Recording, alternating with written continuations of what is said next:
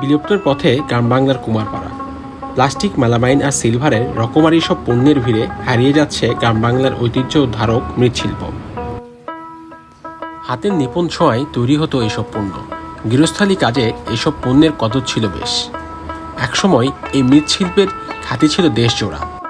বানানো হতো হাঁড়ি, পাতিল, কলসি, পিঠে তৈরির শাঁসসহ বিভিন্ন সব সামগ্রী।